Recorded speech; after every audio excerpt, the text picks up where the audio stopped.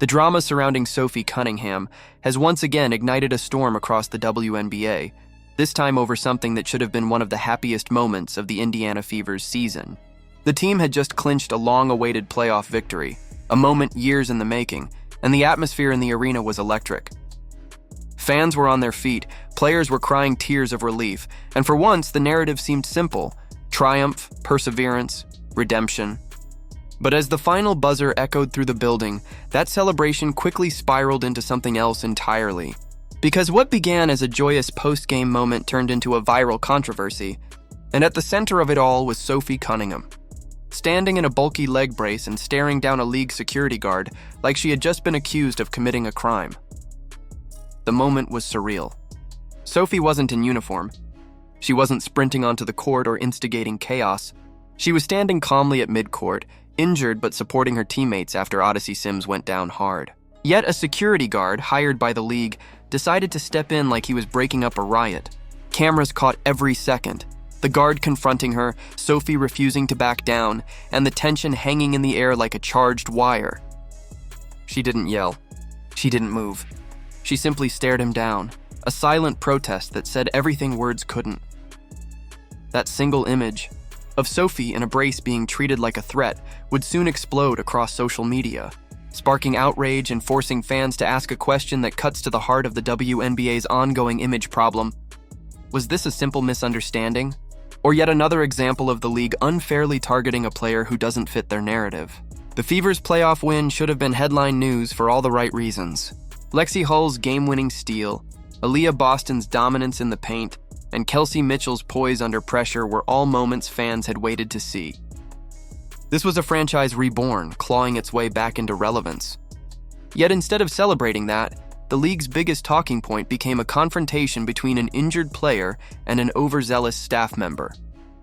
As clips of the stare-down flooded Twitter and Instagram, outrage followed almost instantly. Fans saw the video and knew something wasn't right.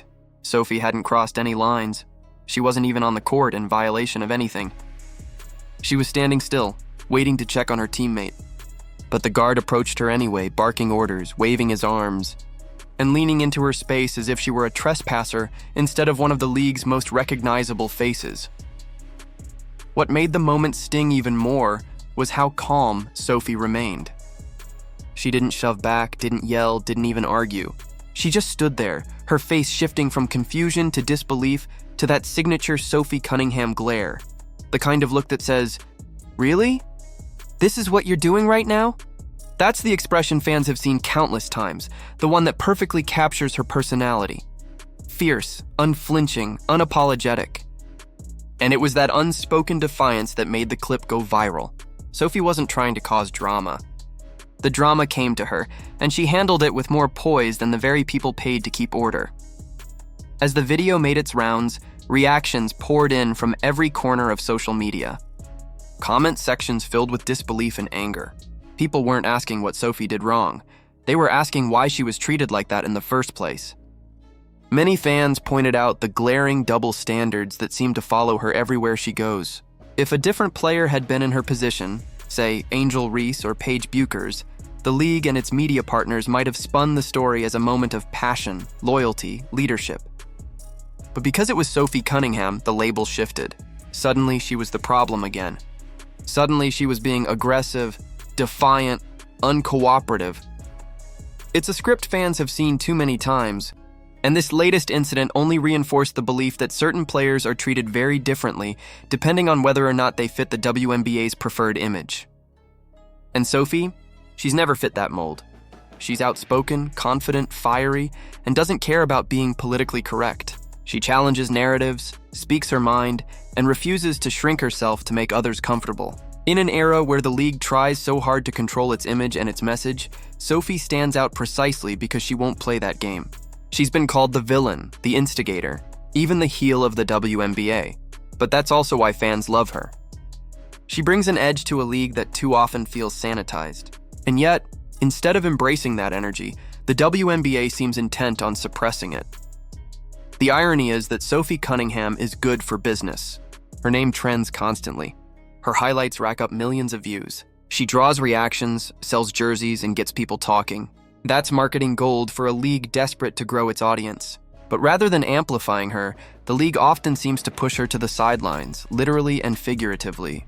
When her name trends, it's rarely because the WNBA promoted her. It's because fans did. And now, thanks to this bizarre stare-down with security, Sophie has once again become the story. Not because of what she did wrong, but because of how the league continues to handle her. The situation drew even sharper criticism when fans compared it to previous incidents involving other players. Just weeks ago, when a referee appeared uncomfortable with DeJanie Carrington's outburst during a game, security was called, and the league quickly came to Carrington's defense. WNBA legends like Cheryl Swoops demanded accountability, and the narrative immediately framed Carrington as a victim of unfair treatment. Yet when Sophie found herself in an eerily similar situation, there was silence. No statements from the league, no public support from leadership, nothing. That silence spoke volumes. It revealed a pattern that's becoming impossible to ignore, one where some players are protected while others are left hanging. The league can't seem to decide what it wants to be. On one hand, it craves mainstream recognition and insists it's growing into a global brand. On the other, it continues to let moments like this define it, moments that make it look small, divided, and out of touch. Every time something like this happens, the message is clear. The WNBA doesn't protect all its players equally. And that's not just bad optics. It's bad business. Fans see it, talk about it, and eventually lose trust. You can't demand loyalty from your audience while alienating the players they love. What makes Sophie's response so powerful is that she didn't fuel the outrage herself. She didn't post a rant or call anyone out by name. She simply let the moment and her reaction speak for itself. And when she finally did address it, she did so in classic Sophie fashion, with humor and quiet confidence.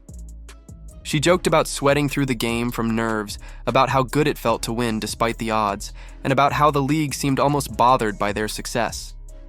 It was her way of saying, we're not supposed to be here, and yet, here we are. That blend of self-awareness and defiance only made fans love her more.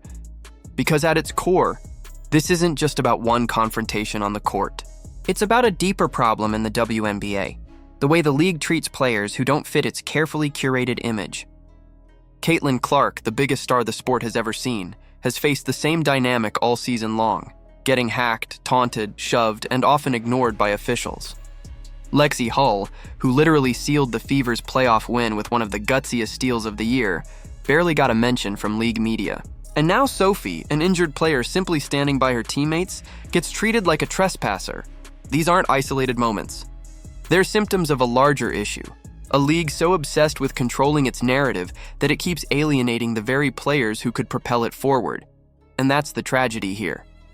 The Indiana Fever's playoff win should have been the headline of the week. This was a team missing key players, fighting through injuries, clawing their way to a victory nobody expected. It should have been about resilience, teamwork, and the rise of a young core. Instead, the story became about a security guard's ego and the league's failure to manage its optics. Once again, the WNBA found a way to turn a positive into a PR disaster. Instead of celebrating the team's success, fans were talking about Sophie versus the mall cop. The clip spread faster than any highlight from the actual game. And by the next morning, the league was a trending topic for all the wrong reasons. That's why the backlash hit so hard. Fans weren't just angry for Sophie. They were embarrassed for the league. Comment sections were flooded with posts blasting Commissioner Kathy Engelbert for allowing moments like this to keep happening. Some accused her of running a league more focused on optics than substance. Others called for her resignation outright, arguing that under her leadership, the WNBA has become a circus of double standards and unnecessary drama. And while that may sound harsh, the frustration is understandable. Fans have been patient. They've supported the league through its growing pains, its controversies, its attempts to find identity, but patience wears thin when the same mistakes keep repeating. Meanwhile, Sophie handled the chaos the only way she knows how, with composure and a smirk. She didn't back down, didn't play the victim, and didn't apologize for existing. Her mere presence became a statement. You can't intimidate someone who's already learned how to thrive under pressure. That's the Sophie Cunnin.